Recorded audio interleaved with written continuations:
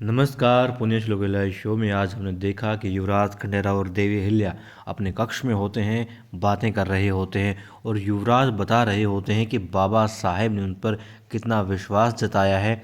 और मतलब बहुत ज़्यादा खुशी के साथ वो बता रहे थे। देवी अहिल्या उनके मुख को देख रही थी, कितनी आभा है उनके चेहरे पर, कितनी खुशी है उनके चेहरे पर। और युवराज खंडेराव कहते हैं कि तुम ही हो अहिल्या, ये सब सिर्फ तुम्हारी वजह से हुआ है, तुम्हारे विश्वास से हुआ है और तुम्हारे विश्वास के बलबूते पर ही हम ये कर पाए हैं। और बाबा साहेब ने हम पर विश्वास जताया है, उन्हें हम पर भरोसा है अहिल्या, और ये सिर्फ और सिर्फ तुम्हारी मेहनत है, तुम्हारी लगन है, तुम्हारा विश्वास है। वो कहती नहीं, मैंने कुछ नहीं किया, सब आपका विश्वास है, आपकी मेहनत है, तभी ये हुआ है। तभी वो कहते हैं कि मैं इतना खुश हूँ, मतलब हम बहुत खुश हैं, जो चाहो मांग लो, बताओ आज हम तुम्हें क्या तोहफा दें, बताओ। तब देवी अहिल्या सोचती है, वो सोच रही होती है कि क्या कहूँ। फिर वो कहती है, दरअसल मैं आपसे कुछ कहना चाहती हूँ, वो चीज़ जिसके मतलब सब मेरे खिलाफ हैं। वो कहते हैं ऐसी भी कोई बात है कि तुम्हारे सब खिलाफ हैं? कहती हाँ ऐसा है।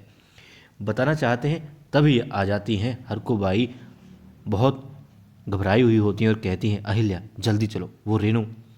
फिर दौड़ते हैं तीनों उस तरफ जिस तरफ रेणु होती हैं। देवी अहिल्या सबसे आगे होती हैं, पीछे पीछे चल रहे होते हैं, दौड़ रहे होते हैं हरकुबाई और युवराज खंडेराव।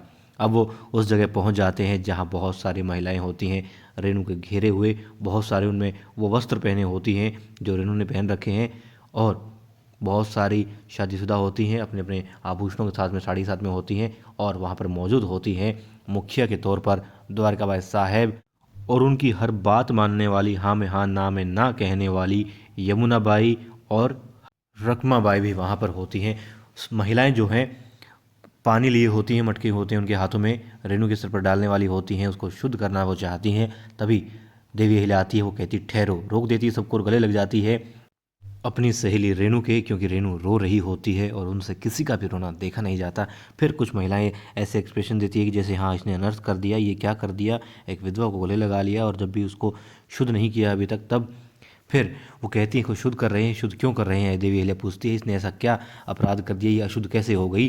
वो कहती हैं एक महिला कि इसने पुरुषों के सामने अपना सर जो है दिखा दिया, किसी प्राय पुरुष की इस पर छाया पड़ी है, इसलिए इसको शुद्ध करना पड़ेगा। वो कहती हैं ये रीति रिवाज, ये तुम्हारे अंधविश्वास हैं, इनको छोड़ो, और इसने कोई अपराध नहीं किया, इसमें भला इसकी क्या गलती है? ये विधवा है तो इसकी क्या गलती है, इसका क्या अपराध, इसने ऐसा क्या कर दिया था? और आज जो आप बात कर रहे हो वो तो किसी से भी हो सकता है, आंधी आए तो हो सकता है। फिर एक कहती नहीं, आंधी में भी कोई आज्ञा नहीं है, ना उसको दौड़ने की आज्ञा है और ना ही सर से पल्लू हटाने की आज्ञा है। तब वो कहती हैं यदि घर में आग भी लग जाए, देवी अहिल्या कहती है यदि घर में आग भी लग जाए तो भी ये अच्छी परंपरा है कि विधवा है तो वो भाग नहीं सकती, अपनी जान नहीं बचा सकती। ये क्या बात है, ऐसा नहीं होना चाहिए और मैं नहीं होने दूंगी। फिर वहाँ पर द्वारकाबाई साहिब कहती हैं तुम रानी हो बेशक, मगर तुम नहीं रोक सकती।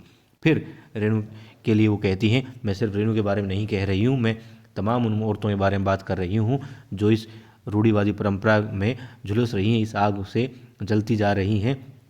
मैं उन सब औरतों के लिए कुछ करना चाहती हूँ और ये शुरुआत है सिर्फ। वो कहती हैं ऐसा नहीं होगा, इसको कोई शुद्ध नहीं करेगा, मगर सभी महिलाएं कहती नहीं ऐसा नहीं हो सकता, इसको शुद्ध करना ही पड़ेगा। सभी ये कह रही थी इसे शुद्ध करना पड़ेगा, आप हट जाइए, ये बात नहीं हो सकती, इतनी जो परंपराएं चलती आ रही हैं उसको यूँ नहीं तोड़ा जा सकता, नहीं मोड़ा जा सकता। फिर एक कहती है कि कल तो आप ये भी कहोगे, फिर अगर आज ये कह रहे हो तो इसकी शादी करवा दो, विधवा की शादी नहीं हो सकती। हम इन परंपराओं को, जो रीति रिवाज हम मानते आ रहे हैं, यूँ नहीं तोड़ सकते, अनर्थ हो जाएगा, ये तो मतलब कि बहुत पाप हो जाएगा, घोर पाप हो जाएगा, नर्क में भी जगह नहीं मिलेगी। तब देवी अहिल्या बोलती है कि स्वर्ग भी यही है, नर्क भी यही है, आपके कर्म जो हैं आपको स्वर्ग नर्क का वो करते हैं, वरना किसने देखी ये चीज़ें? वो कह नहीं मानती। फिर द्वारकाबाई साहिब कहती हैं कि वो कोई एक भी तुम्हारे पक्ष में नहीं है अहिल्या, बेशक तुम रानी हो मगर सब तुम्हारे खिलाफ खड़े हैं यहाँ पर, क्योंकि तुम गलत हो। वो बार बार कहती हैं अहिल्या तुम गलत हो, और ये बात चुभती है युवराज खंडेराव के कानों पर, मगर वो चुपचाप खड़े रहते हैं। वो बार बार बोलती हैं तुम गलत हो, तुम गलत हो। और फिर वो कहती हैं कि मैं रानी भी हूँ और तुम्हारी सासू बाई भी हूँ, इस नाते भी मैं तुम्हें कह रही हूँ कि तुम गलत हो और तुम्हारा ये फैसला नहीं माना जाएगा। तुम रानी हो तो क्या कुछ भी करोगी? नहीं, ऐसा नहीं हो सकता। फिर क्योंकि कोई भी महिला उनका साथ नहीं देती है देवी अहिल्या का, तो सारी महिलाएं आगे बढ़ती हैं और फिर से उसको शुद्ध करने का प्रयास करती हैं। तभी युवराज खंडेराव कहते हैं रुक जाओ, ऐसा नहीं हो सकता। वो कहते हैं कि हम युवराज खंडेराव मल्हार राव होलकर कहते हैं ये हमारा फैसला है, हमारा आदेश है कि इसको शुद्ध नहीं किया जाएगा। फिर सभी महिलाएं अपने अपने सर झुका लेती हैं और वहाँ से वापस चली जाती हैं। तब द्वारकाबाई साहब जल भून रही होती हैं, कुछ नहीं कर सकती थी, क्या करती हैं? आरोप लगाती है युवराज खंडेराव पर। कहते हैं ठीक है, तुमने अपनी मनमानी चलानी थी चला लो, मगर प्रजा का हित क्या था? प्रजा की मतलब किस तरफ थी प्रजा? प्रजा के खिलाफ तुमने फैसला किया है, वो ये नहीं चाहती थी जो तुमने किया है। मगर कोई बात नहीं, तुम्हें कौन क्या कह सकता है? तुम युवराज हो, राजा कुछ भी कर सकता है, प्रजा के हित की नहीं सोचता, सिर्फ अपने मन की करता है, अपनी मर्जी चलाता है। यही चलाते आए हो, यही चला रहे हो, कोई बात नहीं। फिर मगर याद रखना, ये अच्छी बात नहीं है।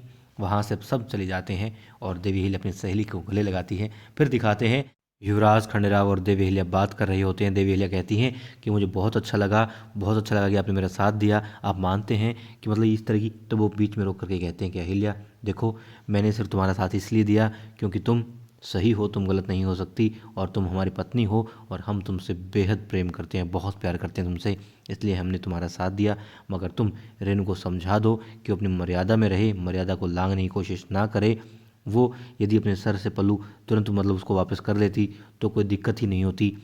अब देवी अहिल्या उनको समझाना चाहती है, मगर तभी बीच में आ जाते हैं तुको जी और वो कहते हैं खंडेराव चलो सैनिकों से बात करनी, मैं तुम्हें यही याद दिलाने आया हूँ। वो कहते हैं हाँ ठीक है, चल देते हैं वहाँ से। देवी अहिल्या अकेली सोचती रह जाती है कि क्या हो रहा है, समझ नहीं आता। फिर दिखाते हैं कि सुबह हो जाती है और हमेशा की तरह रेणु मंदिर में होती है, पूजा कर रही होती है भगवान शिव की। और अंदेशा था कि परीक्षित आएगा, यकीनन आएगा, और वो आया। और जैसे ही रेणु जाने लगती है उसका रास्ता वो रोक लेता है। वो कहती हैं कि देखिए बहुत कुछ हुआ।